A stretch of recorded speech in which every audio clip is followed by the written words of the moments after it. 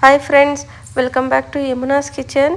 ಇವತ್ತು ನಾವು ಒಂದು ಆರೋಗ್ಯಕರವಾದ ಗಣಕೆ ಸೊಪ್ಪಿನ ಹಾಲು ಸಾಂಬಾರು ಹೇಗೆ ಮಾಡೋದು ಅಂತ ನೋಡೋಣ. ಇದು ತುಂಬ ಆರೋಗ್ಯಕ್ಕೆ ಒಳ್ಳೆಯದು. ಇದರಲ್ಲಿ ಹೆಚ್ಚಾಗಿ ಐರನ್ ಇರುತ್ತೆ ಮತ್ತು ಶೀತ ನೆಗಡಿ ಕೆಮ್ಮು ಇರೋರಿಗೆ ಇದನ್ನು ತಿನ್ನೋಕೆ ಹೇಳ್ತಾರೆ. ಈ ಗಣಕೆ ಸೊಪ್ಪಿನ ಹಣ್ಣುಗಳನ್ನು ಕೂಡ ಕೆಮ್ಮಿರೋರು ತಿಂದರೆ ಒಳ್ಳೆಯದು ಅಂತಾರೆ. ಹಾಗಿದ್ರೆ ತಡ ಮಾಡದೆ ಗಣಕೆ ಸೊಪ್ಪಿನ ಹಾಲು ಸಾಂಬಾರು ಮಾಡೋದು ಹೇಗೆ ಅಂತ ನೋಡೋಣ. ಮೊದಲಿಗೆ ಸ್ವಲ್ಪ ಎಣ್ಣೆ ಹಾಕಿ ಅದಕ್ಕೆ ಒಂದು ಸ್ಪೂನ್ ಜೀರಿಗೆ, ಒಂದು 4-5 ಕಾಳು ಮೆಣಸು, ಒಂದು ಮೀಡಿಯಮ್ ಸೈಜ್ ಈರುಳ್ಳಿ, ಖಾರಕ್ಕೆ ಬೇಕಾಗಿರೋಷ್ಟು ಹಸಿಮೆಣಸಿಕಾಯಿ, ಒಂದು ಅರ್ಧ ಗೆಡ್ಡೆ ಈರುಳ್ಳಿ ಮತ್ತು ಒಂದೇ ಒಂದು ಮೀಡಿಯಮ್ ಸೈಜ್ ಟೊಮೊಟೊನ ಹಾಕಿ ಚೆನ್ನಾಗಿ ಫ್ರೈ ಮಾಡ್ಕೋಬೇಕು. ಒಂದು 2 ನಿಮಿಷ ಫ್ರೈ ಮಾಡಿದ್ಮೇಲೆ ನೀಟಾಗಿ ತೊಳೆದಿಟ್ಕೊಂಡಿರೋ ಅಂಥ ಗಣಕೆ ಸೊಪ್ಪನ್ನ ಹಾಕಿ ಚೆನ್ನಾಗಿ ಫ್ರೈ ಮಾಡ್ಕೋಬೇಕು ಒಂದು 2 ಮಿನಿಟ್ಸು.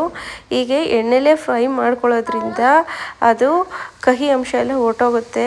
ಬಟ್ ಕೆಲವರು ಅದನ್ನು ಬರೀ ಸೊಪ್ಪನ್ನ ಬೇಯಿಸಿ ನೀರನ್ನ ಆಚೆಗೆ ಚೆಲ್ಬಿಡ್ತಾರೆ. ಹಾಗೆ ಮಾಡಿದ್ರೆ ಸೊಪ್ಪಿನ ವಿಟಮಿನ್ಸ್ ಎಲ್ಲ ಹೊಟ್ಟೆ ಹೋಗುತ್ತೆ.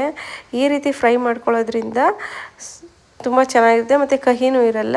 ಈಗ ಅದಕ್ಕೆ ಸ್ವಲ್ಪ ಕಾಯಿ ತುರಿನ ಹಾಕ್ಕೊಂಡು ಮಿಕ್ಸ್ ಮಾಡಿಕೊಂಡು ತಣ್ಣಗಾದ್ಮೇಲೆ ಚೆನ್ನಾಗಿ ರುಬ್ಕೋಬೇಕು.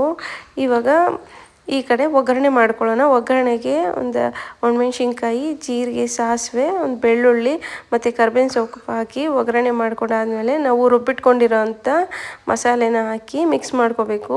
ನಮಗೆ ಸಾಂಬಾರು ಕನ್ಸಿಸ್ಟೆನ್ಸಿಗೆ ಎಷ್ಟು ಬೇಕೋ ಅಷ್ಟು ನೀರನ್ನ ನೋಡಿಕೊಂಡು ಸೇರಿಸ್ಕೋಬೇಕು.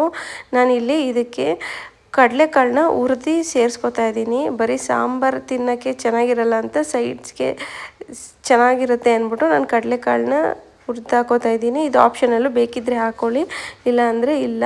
ಒಂದು ಕುದಿ ಬಂದಮೇಲೆ ರುಚಿಗೆ ತಕ್ಕಷ್ಟು ಉಪ್ಪು ಹಾಕ್ಕೊಂಡು ಒಂದು 2-3 ನಿಮಿಷ ಕುದ್ದಿ ಇನ್ನೇನು ಸಾಂಬಾರು ಆಯಿತು ಅನ್ನೋ ಟೈಮಲ್ಲಿ ಇದಕ್ಕೆ ಹಾಲನ್ನ ಸೇರಿಸ್ಕೋಬೇಕು. ಡೈರೆಕ್ಟ್ ಹಾಲನ್ನ ಸೇರಿಸ್ಕೋಬೋದು, ಹಾಲೇನು ಒಡ್ಕೊಳ್ಳಲ್ಲ. ಹಾಲನ್ನ ಹಾಕಿದ್ಮೇಲೆ ತುಂಬ ಏನು ಕಾಯಿಸೋದು ಬೇಡ, ಒಂದು ಕುದಿ ಬಂದರೆ ಸಾಕು. ನೋಡಿ, ಇವಾಗ ಸಾಂಬಾರು ರೆಡಿಯಾಗಿದೆ. ನೋಡ್ತಾ ಇದ್ದೀರಲ್ಲ, ಗಣಕೆ ಸೊಪ್ಪಿನ ಹಾಲು ಸಾಂಬಾರು ರೆಡಿಯಾಗಿದೆ. ನೀವು ಒಮ್ಮೆ ಟ್ರೈ ಮಾಡಿ.